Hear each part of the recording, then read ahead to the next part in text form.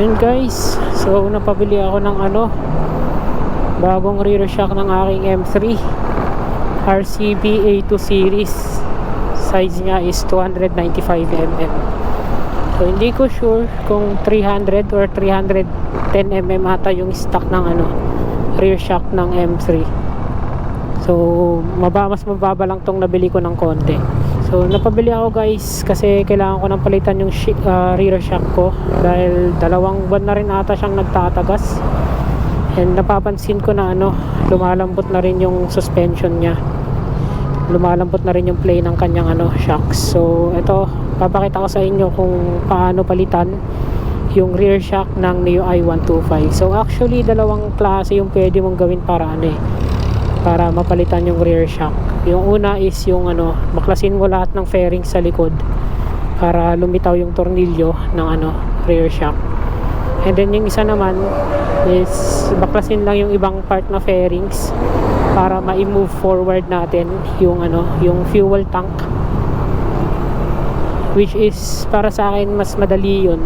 Ang kaso nga lang kailangan natin ng doble ingat lalo na sa pag-move ng ating fuel tank dahil merong mga connection yun guys, baka maputol pag pag di tayo nag-iingat. So yun yung gagawin ko guys, yung pag-move ng fuel tank, kasi feeling ko mas madali yun kailangan lang natin ng mag-iingat kasi pag tatanggalin mo yung mga fairings, ang dami babaklasin guys.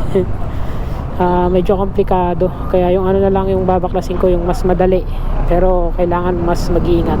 So ayan guys, pagka uwi ko, ayan, umpisahan ko kaagad. So ito, pauwi pa lang ako. Ang bili ko nga pala sa rear shock guys, nasa 1,600 plus ata yun kung hindi ako nagkakamali. RCB na A2 series. Bale, RCB rin yung rear shock ko, RCB din ipapalit ko, pero hindi ito sponsored guys sadyang may tiwala lang talaga ako sa RCB. Pero RCB baka naman. So ito na nga pala yung mga kailangan nating baklasin para ma-move forward natin ang ating gas tank. So kailangan muna nating tanggalin yung ating engine cover.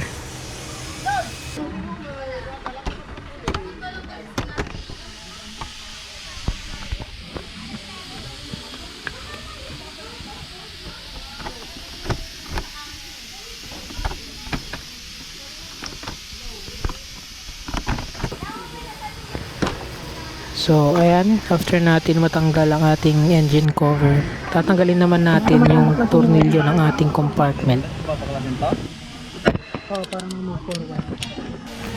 So ito yung tornilyo, actually kabilaan yan. Pagkatapos meron ding 2 tornilyo sa loob mismo ng ating compartment.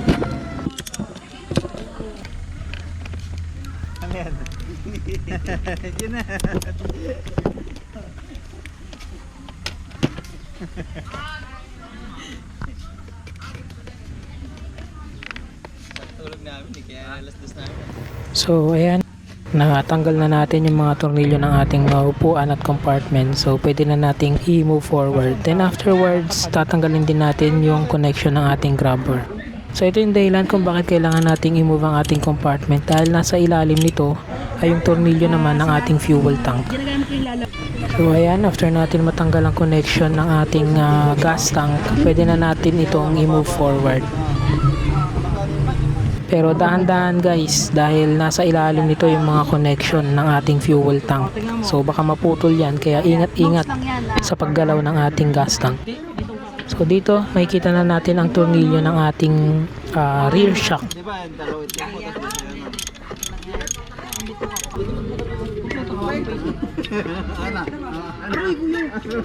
Tapi yung makakam ko. Pero na ako ba yun?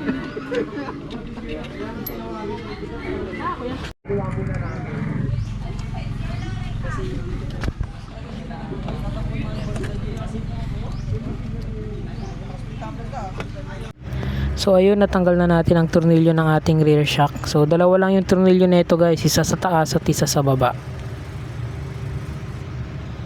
So tignan nyo yung pagtanggal guys, dahil meron niyang washer kabilaan. So after nyan, salpak na natin yung ating bagong shocks, ang RCB A2 series.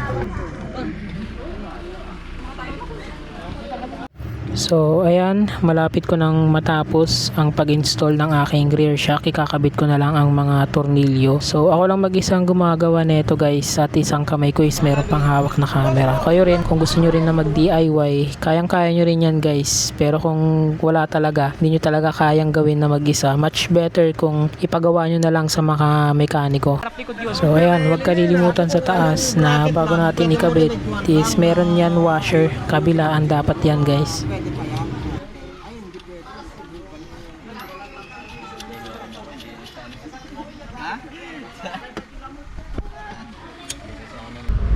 So ayan guys, natapos ko na rin na ma-install ang aking rear shock na RCB A2 series. Kaya sa mga nagbabalak din dyan na mag DIY, na magkabit ng kanilang rear shock or kalikunin ng kanilang mga motor, kailangan lang talaga ng lakas ng loob. Pero kung wala talaga guys, siguro much better kung lumapit na lang or ipagawa na lang natin sa ating mga trusted mechanic.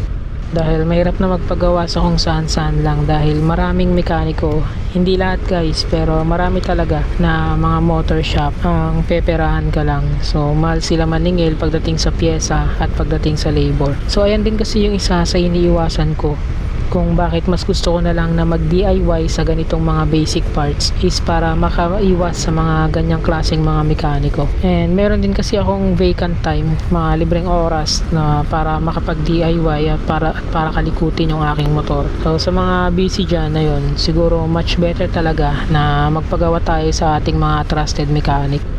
So ayan, maraming salamat kung umabot kayo sa part ng video na to. Sana wag niyong kalimutang mag-like at pa-subscribe na rin dito sa aking YouTube channel. So hanggang sa muli guys, peace out. I know you told your friend you're not okay, and tell me what's wrong and why you never said you felt that way. Guess you're trying to stay strong and fake a smile until I look away. But I've known you too long.